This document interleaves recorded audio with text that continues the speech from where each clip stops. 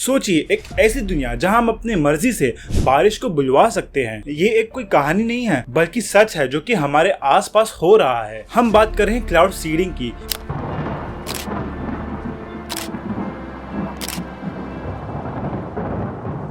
Cloud seeding एक ऐसी process है जिससे हम बादलों को बारिश बनने के लिए मजबूर करते हैं। लेकिन ये काम कैसे करता है और क्या सच में ये काम करता भी है? जैसे कि हाल ही में आपने दुबई के बारे में तो सुना ही होगा कि वहाँ पे पूरे 1 साल की बारिश सिर्फ 12 घंटे में हो गई और वहाँ पे बहुत ही ज्यादा डिजास्टर हुआ था और उसके पीछे का कारण था सिर्फ एक क्लाउड सीडिंग का। लेकिन ये क्लाउड सीडिंग एक्चुअली काम कैसे करता है और इसके साइड इफेक्ट्स क्या है और क्या इसके कुछ फायदे भी है, आइए जानेंगे इस वीडियो में। क्लाउड सीडिंग की खोज 1940s में शुरू हुई थी जब विंसेंट शेफर और बर्नार्ड वॉनगट ने ड्राई आइस और सिल्वर आयोडीन का इस्तेमाल करके पहली बार बादलों से बारिश करने का एक्सपेरिमेंट किया था। और ये एक्सपेरिमेंट तब से लेके अब तक कई देशों में किया जा रहा है। हर जगह अलग अलग तरीके से इसे अपनाया गया है। भारत में भी क्लाउड सीडिंग का उपयोग काफी समय से किया जा रहा है, विशेष रूप से तमिलनाडु और महाराष्ट्र जैसे स्टेट में जहां पर पानी की कमी का सामना करना पड़ता है। लेकिन ये प्रोसेस आसान नहीं है। बादलों में कुछ केमिकल छोड़ने भर से ये नहीं होता। ये एक केयरफुली प्लान्ड और एक साइंटिफिक मेथड है जिसमें हवा का रुख,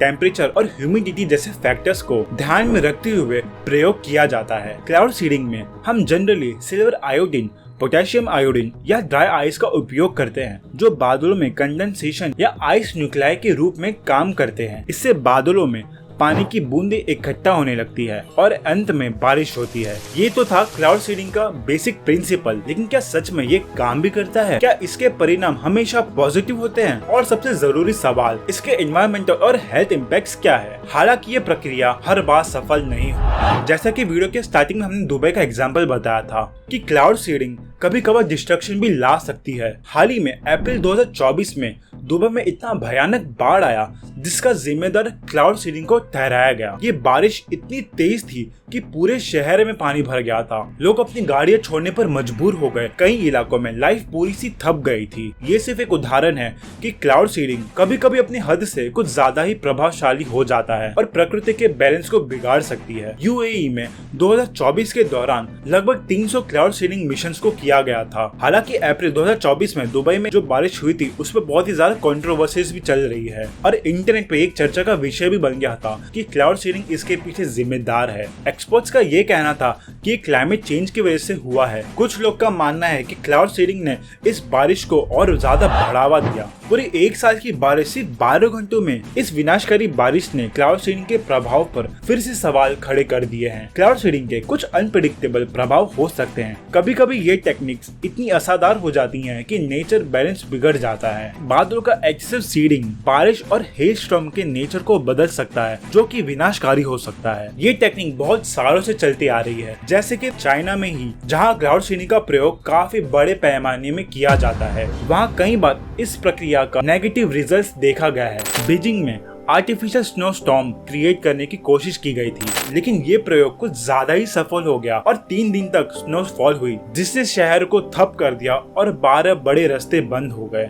कई स्टडीज और प्रोजेक्ट्स में ये दिखाया गया है कि क्लाउड सीडिंग से और बारिश में वृद्धि देखी गई है। लेकिन कुछ एक्सपर्ट्स इसके इफेक्टिवनेस पे अभी भी सवाल उठाते हैं। इस स्नो स्टॉर्म के कारण बीजिंग के लोगों को कई मुसीबत का सामना करना पड़ा। ट्रांसपोर्टेशन पूरी तरह से रुक गया, स्कूल और ऑफिसेस को भी बंद करना पड़ गया। ये सिर्फ एक उदाहरण है कि कैसे क्लाउड सीडिंग अपनी हद से ज्यादा प्रभावशाली हो सकती है। और ये सिर्फ बारिश और ओले तक सीमित नहीं है। क्लाउड सीडिंग के अन्य प्रभाव भी है जो कि हमारे सोच से परे हैं। एक और चौंका देने वाला उदाहरण ये है ऑपरेशन पोपाय जो वियतनाम वॉर के दौरान किया गया था। यूएस मिलिट्री ऑपरेशन पोपाय के तहत क्लाउड सीडिंग का उपयोग किया गया था ताकि मॉनसून सीजन को एक्सटेंड करके वियतनाम के हो ची मिन ट्रेल को मड़ी और इम्पॉसिबल बनाया जा सके। ये एक मिलिट्री टैक्टिक था जिससे वियतनाम में ट्रांसपोर्टेशन को डिस्टर्ब करने की कोशिश की गई थी। हालांकि इस ऑपरेशन ने एनवायरमेंटल डैमेज और सीवियर फ्लडिंग का भी कारण बना। तो दोस्तों, ये थे कुछ उदाहरण क्लाउड सीडिंग के विनाशकारी प्रभावों के।